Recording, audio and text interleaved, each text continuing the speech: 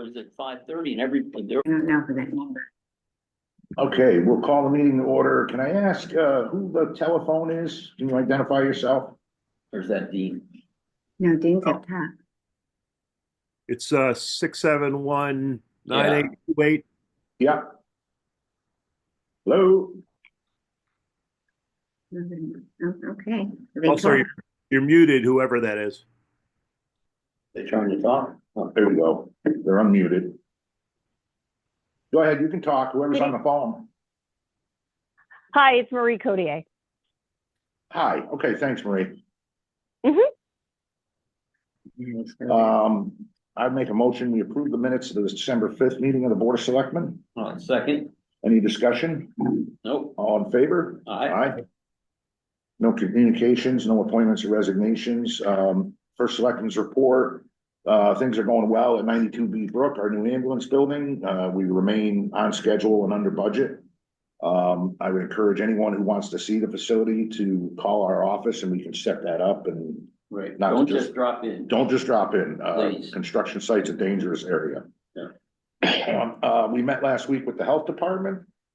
Got an update on how things were going throughout the district. They added another sanitarian that I met the day before yesterday, who's committed 2 full days a week to Washington as our sanitarian, Tuesdays and Thursdays. So that's going to be a huge help in kind of moving things along. So rather than Dennis, or is it in addition to Dennis? So- This is in addition. So now this person is going to be dedicated to here, but technically have 3 different people out of the health department doing Washington. Oh, that's great. That's So great. it's really Wow. When does she hear?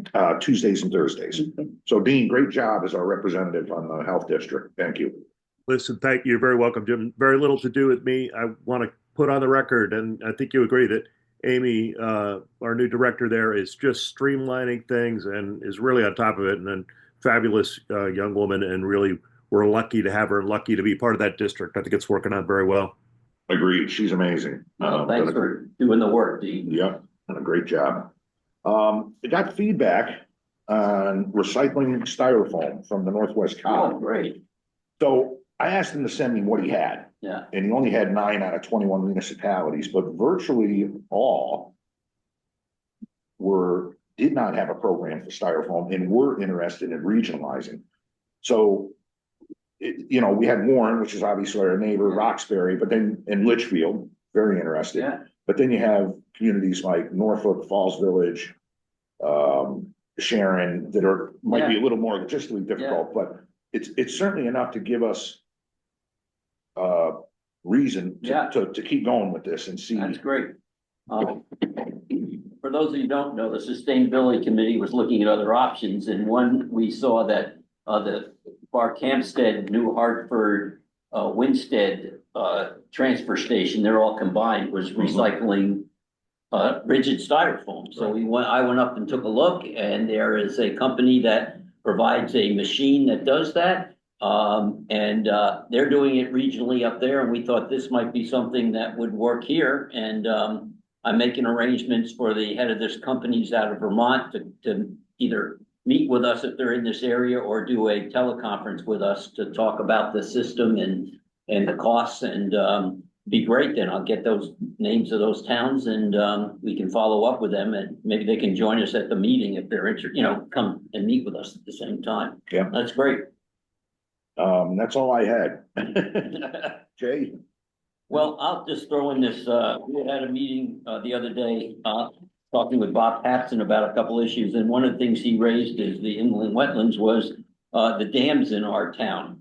And I went online today and did a search for under DEP the number of dams that we have. I didn't count them up, but they're 1.25 pages. Wow. Long of the number of dams. Almost all of them are private. Obviously, like the Lake Warramog Dam is considered a municipal.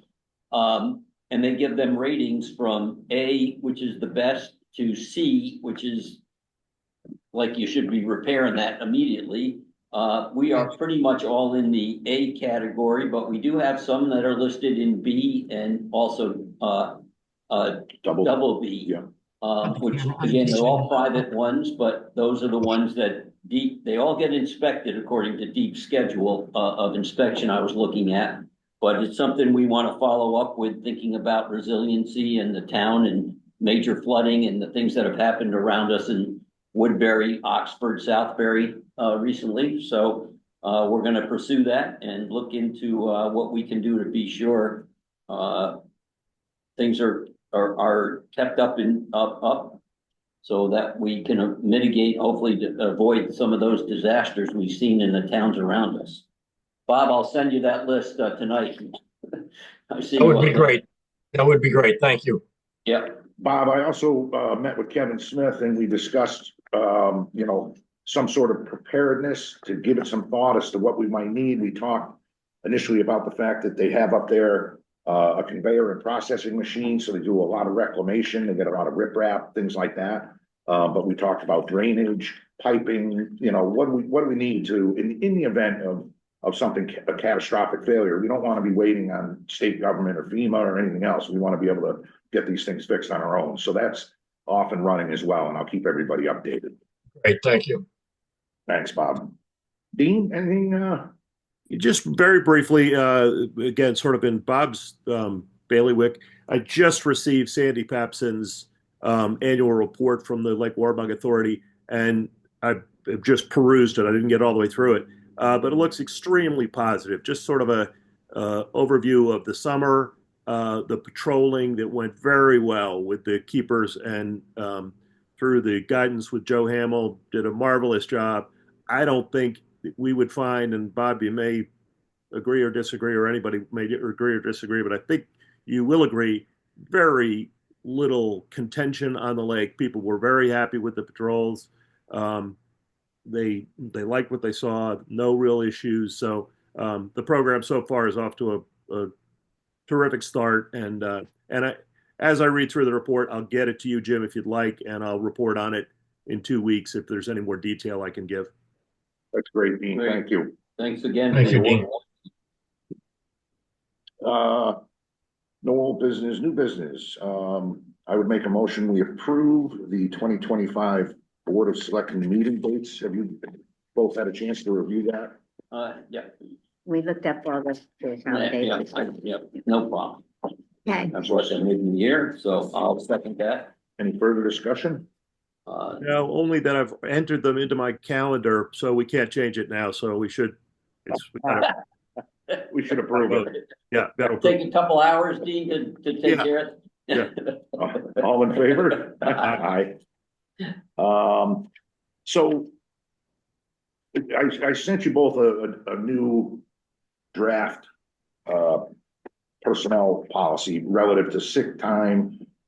State legislation was passed that required an increase in part-time sick days that are given by a municipality. So what we did was we running through a first draft, made adjustments to both, just continue to kind of review it, maybe jot down questions. We can get together with Linda and Jeff in my office and answer those questions. But this is just to get a start to everybody to look at it. Can you ask them, please, to send a copy of they refer to the Public Act 24-8 that requires us to make these changes. The legislation? Can you ask them Yeah. to send that to me? Because I don't know what, I looked at the changes and I had some questions, but it might be answered in what the state already said we had to do. So that would be helpful. One of the questions the Board of Finance asked the other night was a good one, and that was how much they thought Linda could quantify what it would cost us this year. She didn't think a lot was her answer, but she was going to kind of try to refine that a little bit. Jay. Dean, I think that's a great question, and I think that's one that our auditor should be able to answer as well. And I know, we're a small town, but in larger school districts I work with, we actually funded that, as a pension, because we knew, if 3 or 4 people who had been there 40 years retired, it was going to be a significant amount of money. Right. So I think it's something we should talk about during the budget process to see if we want to, as we do with a lot of other things, be proactive with having a fund, not have to cover all of the whole cost if everybody retired the same day, but Right. at least have something there so we don't get surprised during the middle of the year. It's exactly right, Jane. It's to tell you the truth, it's exactly how Linda answered the question, that because this is new, it will be part of our budget process beginning Right. this year. Great, Be a great. consideration in the budget process. So That's great. Anything from visitors? Anyone online? Jim. Hi, John. Hi, Jim. Hi, good evening. I John. have two very small yet highly impactful issues I'd like to speak about. Sure. Number one, the lack of news media.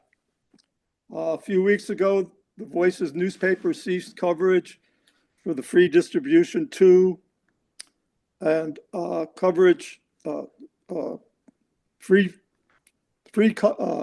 coverage for and free distribution to the residents of Washington. Equally, the New Milford Spectrum is all but defunct. As a result, there is no mechanism for basic news-related information concerning this town. No reporting for the Board of Selectmen or other boards and commissions, crime-related events, political campaign information, zoning and land use, Bob, storm and fire damage. A house just burnt on Roxbury Road. Unless you were listening to the radio, you have no way of knowing these things. Obituaries, local notices, op-eds, and my favorite, letters to the editor. Sports, community calendar, the schools, and the school budget. Washington Primary School was just rated the #2 elementary school in Connecticut by U.S. News and World Reports. 2 out of 550 public elementary schools in this state. Washington Primary School was also #1 in the state for elementary math proficiency. Additionally, Washington Primary is ranked very highly nationally. The Shippog boys soccer team just won the Class S state title. The Shippog girls soccer team just won the Class S state title. If we have no means to disseminate this information, how are we going to attract families to this town who might consider moving here from other local towns, other area towns, or beyond? What can be done? I do receive the weekly updates from this board and from the economic development, very abbreviated overview of upcoming social events, etc. In the extreme, maybe the town can hire our own reporter to publish our own, newspaper via electronic edition, or simply work with Voices to reinstate Washington's coverage by making it economically feasible for them to do so. I thought one of the reasons in the letter that they sent to the residents was that it's financially hardship. Although they cover Roxbury, they still continue to cover Roxbury. One of the other things that was suggested was that the local businesses don't advertise in the Voices. So I don't know. I mean, it's going to be kind of dismal not knowing what the town meetings are all about, what's going on, basically. That, even the Voices was kind of lackluster, but at least it was something. John, Yeah. Before we leave that topic, have you contacted Voices to? I haven't. I think maybe you should, Jim. Maybe the Well, selectmen here's the thing. I think, and I don't disagree that it's good to have the coverage and it's information for people, but everything you mentioned can be obtained. It's just going to take a little more effort. And you know that the Voices is a private organization. I mean, I can call them and ask, look, we'd like to get some more coverage. But beyond that, the decision is theirs. But all that information, all those topics you talked about is available either through the town website, the regional website, Explore Washington, all social events, things like that. For instance, there's a difference between meeting minutes and a newspaper article. It's a little bit more in depth. And a little less accurate, I found. Yeah, and well, that's what got me in trouble in a couple of instances because of the accuracy. But John, I don't think any of us would disagree with you. We had this discussion at our last meeting. We had this discussion at our last meeting. I think we raised it at our last meeting. Yeah. We talked with, economic development with Michelle to talk about how do we get more information out to people so that, we're not gonna, I don't see us personally, at least now, starting our own newspaper. But I do think through the other means we have, we do send out, and we talked about this, we do send out a monthly letter from, email blast from each commission. And we can, we've all agreed to talk to every commission to make sure each month they send something out to try to give people more information about what their commission is doing. Bob's in our meeting, he's the best at doing that every month and giving out a lot of information. But some of the, not everybody's consistent. So that's another way we hope to at least get out that information to people. But we'd love to see, Waterbury Republican only covers us for sports, but they don't, they have never covered town events, for years. So it's disappointing. You guys would probably remember a time when the old New Milford paper used to devote a whole section to Washington news. I think I'm on mute. We need the Cummings brothers back. Yeah.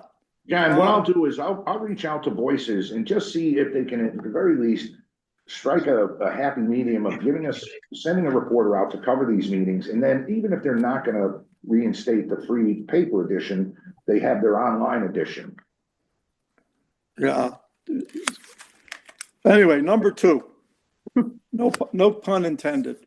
The firestorm created by the speed enforcement signs. And I know there was a town meeting. I missed that town meeting. Otherwise I would have voted no. But, and again, it was a matter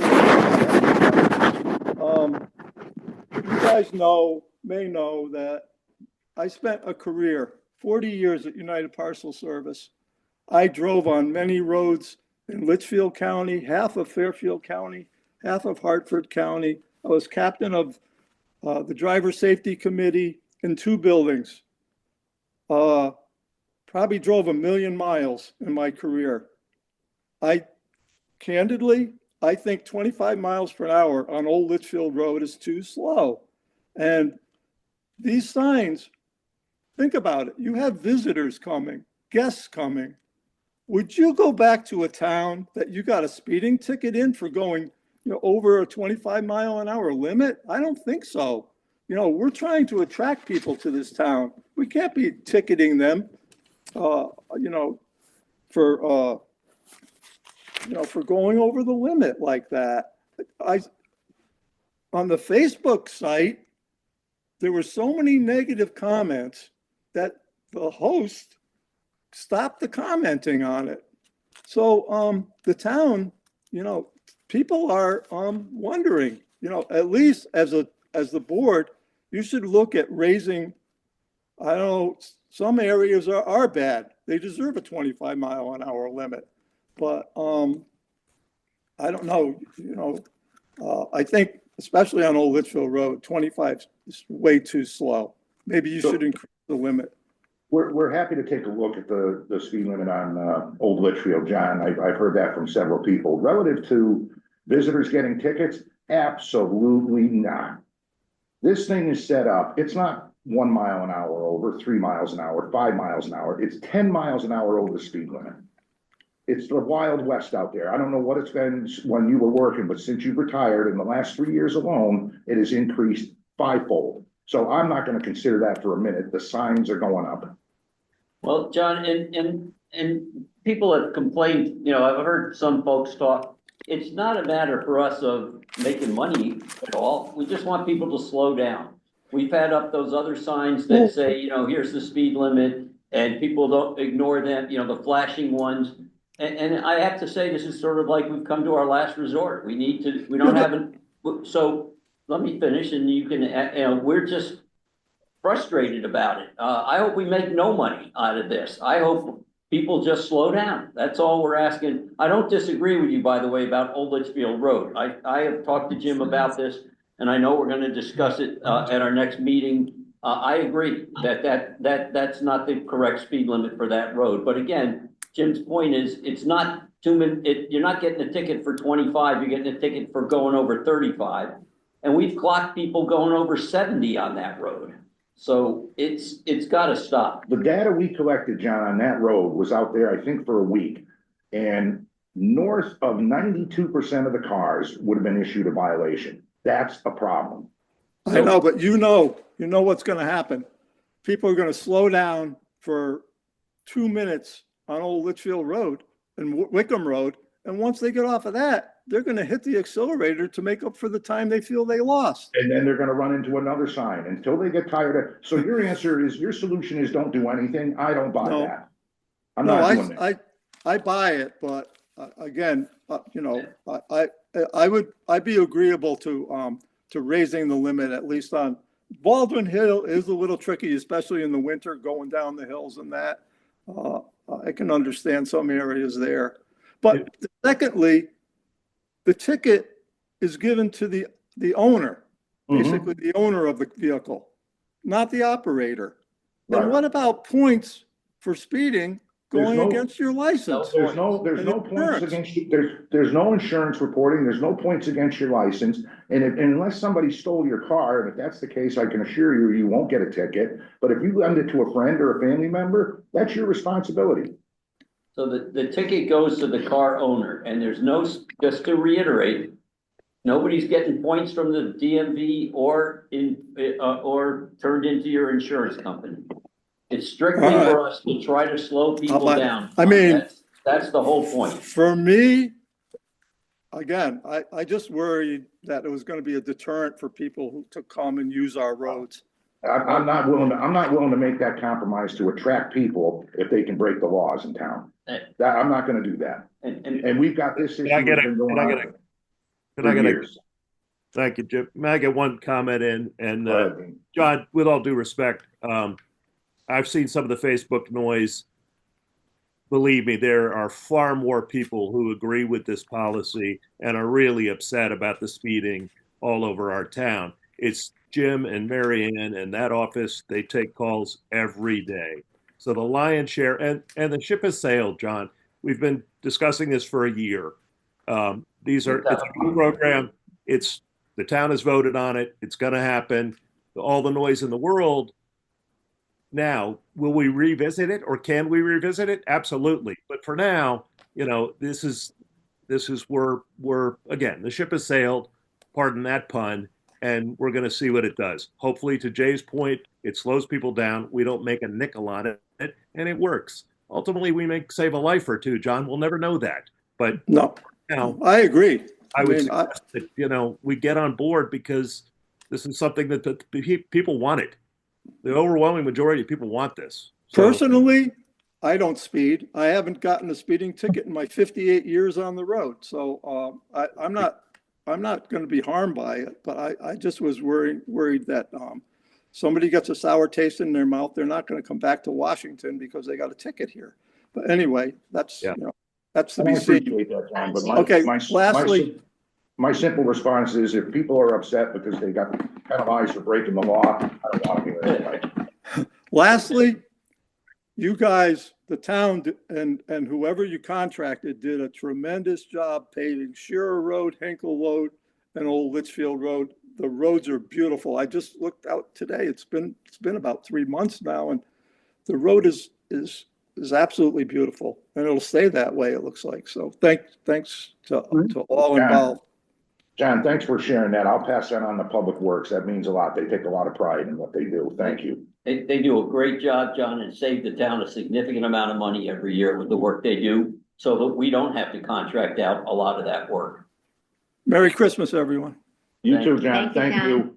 Jim, Anyone else? I just want to circle back. I know we're running over here very quickly on the journalism thing, and I am in complete agreement with everybody, and certainly John. It's a shame that we're losing it. It's dawned on me, and I'm going to have Jane reach out to Lori. If you contact the Voices, if we come up with a reporter, i.e. a journalism class, a student who is going to cover some certain things, it can be several students, it could be a class, quite frankly, and we submit it to Voices, would they potentially accept that? It's a great Nice idea. question to ask. If we turn this into something that Chapag can take on, or, maybe John knows somebody, I would nominate John as the town crier if we can build a little platform and That's what we they're can gonna try. introduce that way. But in lieu of that, maybe a student reporter or something. I'm going to do a little research and see what we can do. Thanks, Dean. Thank you, Dean. Great idea, Dean. Anyone else? Jim, I just want to hit back on and Jay, I just want to make sure if maybe we can ask the Economic Development Office to do a daily or a weekly, if we can get them to start putting something out right now About, about what's happening in town. that's Bob, that's a huge lift. I mean, That's gonna involve a full-time, if someone has to put out a daily summary. Here's my concern, as I said to John, in so many ways, that information is already out there. Yeah. Now we're just gonna, in addition to Explore Washington, in addition to the commission blast, the selectmen's blast, the town website, the school website, now we're gonna ask somebody to coalesce that every single day. I'll certainly give it some thought, but off the top of my head, I'm struggling with it, Bob. Okay, I assume you're thinking electronically because yes, newsletter wise, they're quite expensive. They're a shock to everybody how expensive the physical newsletters are. It's a big line item that people complain about the expense of it. So it would have to be electronically. And the problem there is so many people don't get it or they don't see it still. So to Jim's point, we're disseminating it many ways, and another daily newsletter, I'm not sure would reach many more people, and it'd be a very big lift. okay, But thank you, Bob. Yeah, I mean, very good. Anyone else? Ray, anything? Are you accepting comments? Absolutely, Ray. Yeah, all right. I reacted to John's comment and it bothered me and still bothers me that we had an event on Tuesday in town that was certainly newsworthy. The Republican American would be willing to cover it for us, but over the years we've not wanted coverage. That was the two stolen automobiles on Tuesday. We did get coverage, but strictly and locally in town. The people who were involved in it have let everyone know what went down and how it turned out. Not happily for the town, but certainly got poor little gun school some notoriety at their crossing at on Route 47 there. But it's a no-win situation. When something like that happens, we don't want to get people upset. We don't want to get it on the front page of the Republican American. It would have been on the front page of the Republican American if we had told them about it. We don't need that. We've never gone that route. And it's a no-winner, I'm afraid. But speaking for some of the people in town who are concerned about public safety, it is an event that would warrant some general discussion. Whenever anyone in town sees a vehicle coming through town where the occupants are possibly looking to be miscreants, then it's a concern. We had a vehicle cruising through town looking for cars. They found two cars and they stole two cars. The admonition is not simply to make sure people take their keys with them, and for God's sake, don't let your car sitting there running while you run into the market or something. But here we had we were being preyed upon by people who certainly don't live in Washington. And if someone were to notice a car cruising through, inspecting parked cars, that would certainly trigger my reaction, but I wouldn't know what to do. And even though we were on top of the event on on Tuesday, that was simply public citizens doing what they felt they had to do to protect their property. And God love them, they managed to stop one of the cars there on Green Hill Road at Gunnery, and then it went south a little bit. Someone could have been hurt. As a matter of fact, someone did hurt his hand. Uh, but the any event like that, if we chose to go in the direction of a phone call to the Waterbury Republican, that would have been given prominent coverage if we wanted it to. And I don't think we want it to, but we still need to find a way to let the public know what's going on in our town. Maybe the word from, if I could credit Waterbury kids for coming out here looking for cars, maybe the word would get around that we are quite alert. But that's only that was just luck. The fact that Spanky saw his car being driven away, that was that was a peculiar event. But what do you advise people to do other than call the police and say, I think I see a suspicious car driving around looking for automobiles? That could get you in trouble, particularly if you're perceived to be anti any group. But these were these were young people that were here to do one thing in particular. They had, for some reason, chosen to grab two cars, and they made off with both of them. One of them they didn't make off with, but it was somebody could have been killed, and So, it's a little scary to me that that happened, but also that we'll get through the selectmen's report on Friday, and there'll be no mention of that particular event.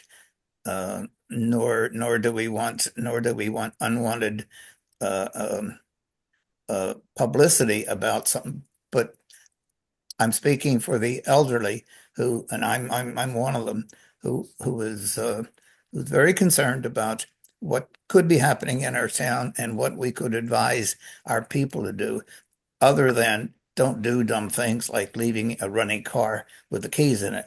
But this car was not running with the keys in it. so I'm not positive. I'm not sure about that. But in any case, it was for me, it was a very disturbing event.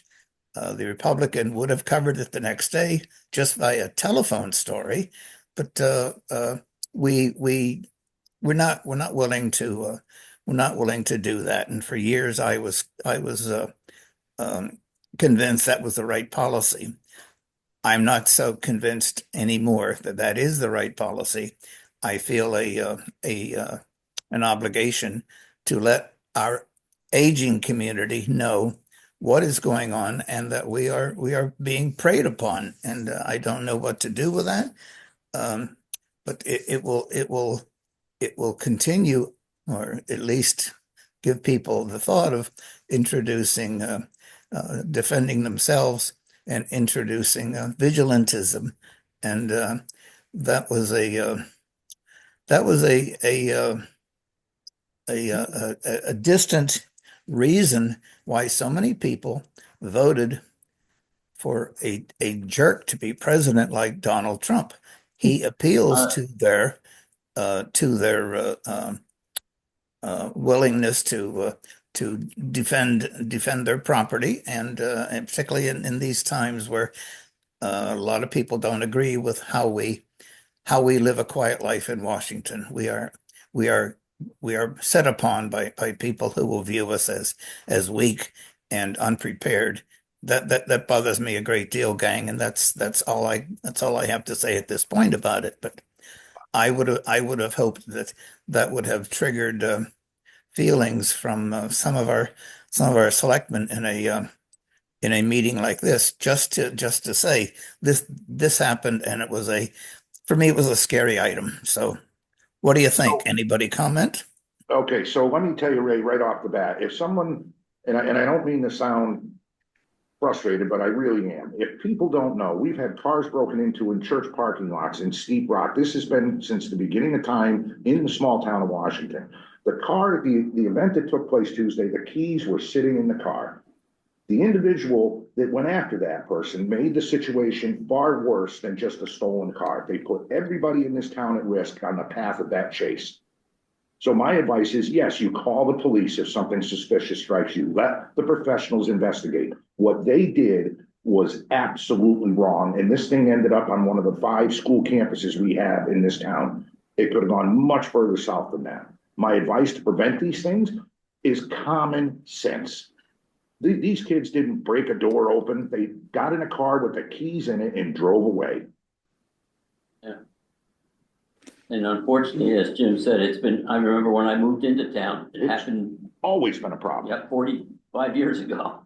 But not to say it's right, Ray, of course, but. No, I'm not, But I think people have to be smart and call the police if there's a problem. You can't be chasing after people. That's just wrong. So, thank you though. John, I respect Ray's opinion on that, but I do too. again, if there was a half of a page article about it in Voices, it would keep an awareness going. Like Jim said, you can't fix stupid, but people have to be aware that these things are happening, so they will try to prevent it. Yeah. Thanks. Thank you, John. And Ray, thank you. Anything else? I'm gonna move, we go into executive session. Dean, can you stay on, please? Certainly can. Thank you, everybody. Have a great holiday. Be safe. Thanks, Jim. And we voted all for that, by the way, Marion, Well, to go into executive oh, session. yeah, I got it. All right. Oh, wait a minute. All right. So can you close out, people? Yeah.